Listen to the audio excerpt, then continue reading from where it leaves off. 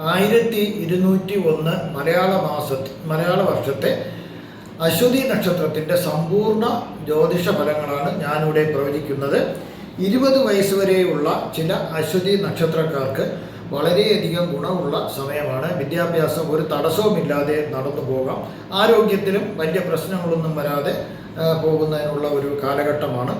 20 വയസ്സ് മുതൽ 26 വയസ്സ് വരെയുള്ള ചില അശ്വതി നക്ഷത്രക്കാർക്ക് അല്പം ആരോഗ്യ പ്രശ്നങ്ങൾക്ക് ഉണ്ടാകേണ്ട സാധ്യത കാണുന്നു. മനസ്സുഖം കുറയാം, ഏതെങ്കിലും തരത്തിലുള്ള ദുഃഖങ്ങൾ വരേണ്ട സാധ്യത കാണുന്നു. ധനനാശം സംഭവിക്കാം, വിദേശവാസത്തിന് പോകേണ്ട സാധ്യത കാണുന്നു. ചില രോഗങ്ങളും വരേണ്ട സാധ്യത കാണുന്നു. 26 വയസ്സ് മുതൽ 36 വയസ്സ് വരെയുള്ള ചില അശ്വതി നക്ഷത്രക്കാർക്ക് ഐശ്വര്യം വന്നു ചേരുന്നു. അതുപോലെ തന്നെ ഇഷ്ടപ്പെട്ട വാഹനം വാങ്ങുന്നതിന് സാധിക്കുന്നു. ഇഷ്ട സ്ഥലത്തേക്ക് സഞ്ചരിക്കുന്നതിന്, ടൂർ പോകുന്നതിനോ ഒക്കെ എല്ലാം സാധിക്കുന്നു.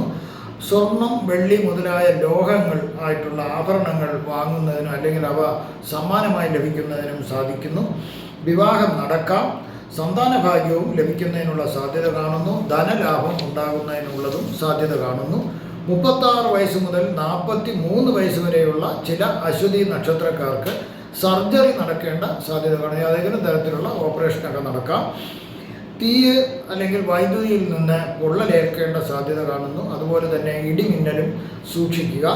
അനാവശ്യമായ കാര്യങ്ങളിൽ ഇടപെട്ടാൽ ജയിലിൽ പോകുന്നതിനുള്ള സാധ്യതയും കാണുന്നു. 43 വയസ്സ് മുതൽ 61 വയസ്സ് വരെയുള്ള ചില അശ്വതി നക്ഷത്രക്കാർക്ക് അച്ഛനമ്മമാരോ സഹോദരങ്ങളോ മറ്റു രക്തബന്ധുക്കളോ മരണപ്പെടേണ്ട സാധ്യതയും കാണുന്നു. ചിലർക്ക് രോഗം വരുന്നതിനുള്ള സാധ്യത കാണുന്നു. ധനനഷ്ടം സംഭവിക്കാം. സ്വന്തം നാട്ടിൽ നിന്ന് അന്യദേശത്തേക്ക് കുടിയേറുന്നതിന് ഉള്ള സാധ്യതയും കാണുന്നു. 61 വയസ്സ് മുതൽ 71 വയസ്സ് വരെയുള്ള ചില അശ്വതി നക്ഷത്രക്കാർക്ക് അവർ ഇതുവരെ അനുഭവിച്ച ദുഃഖങ്ങൾക്കും കഷ്ടതകൾക്കും പരിഹാരം ഉണ്ടാകുന്നു. അവർക്ക് ധനങ്ങൾ ധാരാളം ലഭിക്കുന്നു, മനസമാധാനം ലഭിക്കുന്നു, ധാന്യങ്ങൾ ലഭിക്കുന്നു. കൊച്ചുമക്കളും എല്ലാം കൂടി സന്തോഷമായിട്ടൊരു കുടുംബം ജീവിക്കാൻ സാധിക്കുന്നു. ഭാര്യയും ഭർത്താവും തമ്മിൽ വളരെ ഐക്യതയോടുകൂടി ജീവിക്കാൻ സാധിക്കുന്നു. 71 വയസ്സ് മുതൽ മുകളിലോട്ടുള്ള ചില അശ്വതി നക്ഷത്രക്കാർക്ക് ചില മോശപ്പെട്ടൊരു സമയമാണിപ്പം വരുന്നത്. അവർക്ക് അപവാദം കേൾക്കുന്നതിന്, ചെയ്യാത്ത തെറ്റുകൾക്ക് അല്ലെങ്കിൽ അറിയാണ്ട് ചെയ്ത തെറ്റുകൾക്ക് അപവാദം കേൾക്കാം. നിന്ന, പരിഹാസം എന്നിവ സഹിക്കേണ്ടി വരാം. ആരും സഹായത്തിനില്ലാത്ത ഒരു അവസ്ഥ വന്നേക്കാം. ഇണയുടെ മരണം മനസ്സിനെ വല്ലാതെ ദുഃഖിപ്പിക്കാം. ഒരു ഭാര്യ ജീവിച്ചിരിക്കുന്ന ഭർത്താവ് മരിക്കാം, ഭർത്താവ് ജീവിക്കുന്ന ഭാര്യ മരിക്കാം. അങ്ങനെ ഇണയുടെ ദുഃഖം അവർക്ക് വളരെയധികം പ്രയാസമുണ്ടാക്കാം. 16 വയസ്സിന് മുകളിലുള്ള അശ്വതി നക്ഷത്രക്കാർക്ക് ഇപ്പോൾ 7ര ശനിയാണ് നടക്കുന്നത്. അതിൻ്റെ ചില ഉപദ്രവങ്ങളൊക്കെ ഉണ്ടാകാം.